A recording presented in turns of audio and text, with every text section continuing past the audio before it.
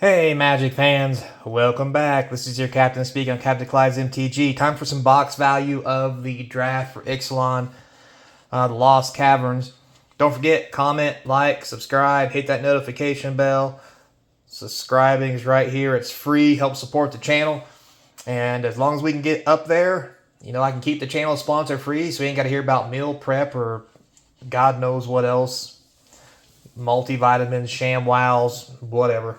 Anyway, also links down there in the description. Check out the eBay TCG player. You can find all these cards for sale, along with all the other cards from box opening videos, past, present, and future. Help support the channel as well, plus get you those magic cards that you need, because we all know you need these sexy lightning greaves. Anyway, so let's get into it. Ixalan Lost Caverns. First things first, I addressed this kind of in the videos. People were concerned about card quality. These feel nice and relatively smooth, not gritty like the ones from the pre-release. So these seem to be okay. With that said, as I did the value, as you guys know, and those of you who don't, anything $2 or more goes onto the sheet and gets tallied up. Anything not $2 or more ends up in bulk, like rares normally, at $1 on average. So every rare is $1. Unless it comes in at $2 or higher, then I'll count it separately at the actual face value. So I don't include land, foil lands, or uncommons, unless there's a severely high-priced uncommon, which this set doesn't have one. It's not like Lord of the Rings with Nazguls floating around. They're like $20. But anyway, so that's how we do the rundown. So first, let's take a look at what we got. So, easy part first, lands. We obviously got a land in every pack. Out of 6 boxes of draft, we got 2 foil lands. Just 2. And if I'm going to be honest with you, they kind of feel a little gritty. Or maybe that's just the foiling. But it is what it is. We got 2 lands. We got a swamp and an island. Out of 6 boxes of draft. So if you look for foil lands, the draft is not the way to go. Next, the box toppers. So, sadly, the box toppers had almost no value. We ended up with 3 Temple Bells, a Whisper Silk Cloak, Arcane Signet, and Lightning Greaves. All these cards are basically $2 a piece. Now, the Lightning Greaves goes for $6, and you'll see that on the sheet. Which, sadly enough, means this uncommon was better than every other card that we pulled, including the 3 rares, which 3 of those rares were the exact same card, which is odd, to say the least. But anyway, so nothing really exciting came out of the box topper. We'll open some more draft later to see if this is a fluke, but I almost kind of feel like the draft boxes may have a low variation of good cards in them as far as box toppers go.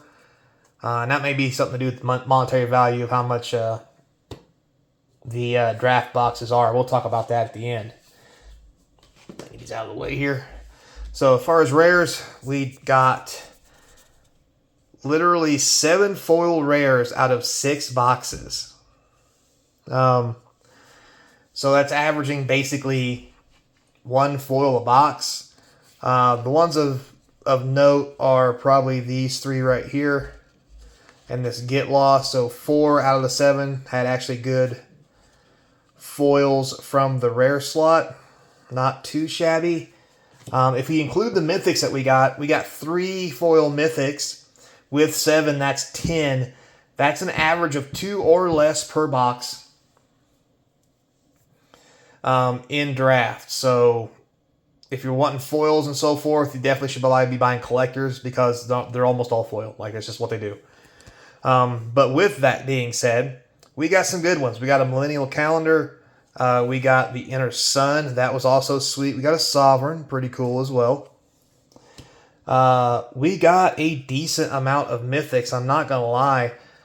We averaged anywhere from 4 to 7 or 8. I believe 8 was the record, so I think if we averaged it out 1, 2, 3, 4, 5, 6, 7, 8, 9, 10, 11, 12, 13, 14, 15, 16, 17, 18, 19, 20, 1, 2, 3, 4, 5, 6, 7, 8, 9, 10, 11, 33. So 36 mythics, basically an average of 6 mythics per box in draft. That's really not that great with there being 36 packs. So that's 1 mythic for every 6 packs, roughly. Now, with that said, we got some decent mythics. We're splitting Angel, the Nexus, the Dragon Dinosaur, because that's a thing, apparently. So most of the mythics were pretty good. All around $3 plus. Didn't pull any trash mythics. And when I say trash, I mean like bulk rare dollar value mythics. But a lot of the mythics were cheaper than other sets normally, meaning the value was a lot lower in the grand scheme of things. So there's that as an issue. Now, with all that said, what does that mean for set value? Let's get these little fellas out of the way here. Time to break out the handy dandy notebook. So, 6 boxes of draft, not a lot of stuff going on. You can see here, I did mythics, rares, and the box topper value. The box in the square is box value, so we have a box at 82, a 96, an 88, 91, 83, 84. The average box value for a draft box was $87. That is a lot lower than what we're used to seeing across the board.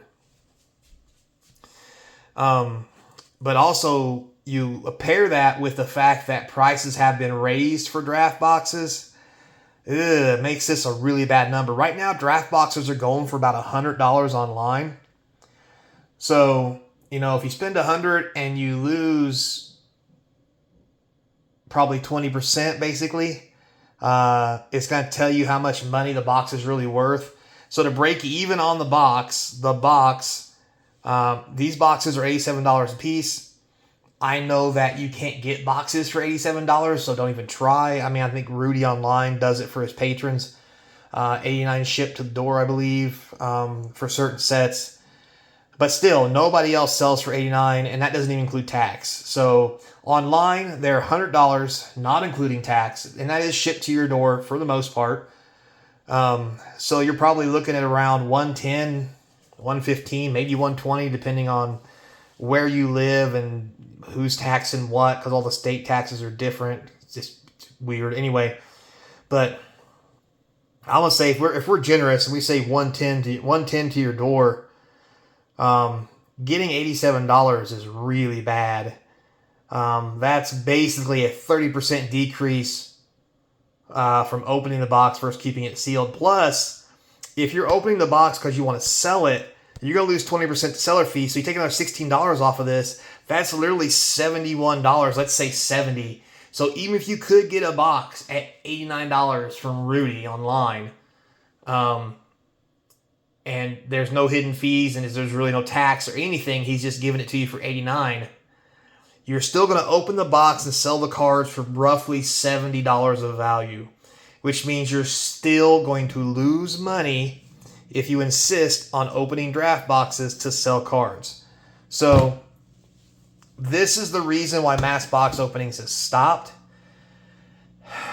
And I don't know what this means for the market. For me, it means that too many people are opening packs and selling cards, but the problem is they're not stores. Or stores aren't doing it because a lot of smaller people, not me because I sell my own cards, I don't sell to stores, are opening lots of boxes and then selling off all their chaff and rares at pennies on the dollar to try to get money back. I don't know why they would do that, but maybe trying to hit a good rare card or something. But to be honest, what this tells me, draft is okay to open. It's fine for using it for what it's for, which is draft. But past that, there's no value here. There's no special cards to get out of this. There's no chase cards per se. So there's no reason to crack draft for this kind of return. But it's perfectly fine if you want to actually play the game. But again, you're not going to be, if you're playing draft to win more draft packs, you'd be lucky to break even with that just because the card value's not there. So it's fine. We're going to do set boxes next, and we'll see if that's any better. And God, I hope so, because set boxes right now are like 130 something without tax online. And Jesus, if they're not a lot better than this, we're gonna have some trouble. So, till next time, be kind. Hope to see you across the game table. Later, player.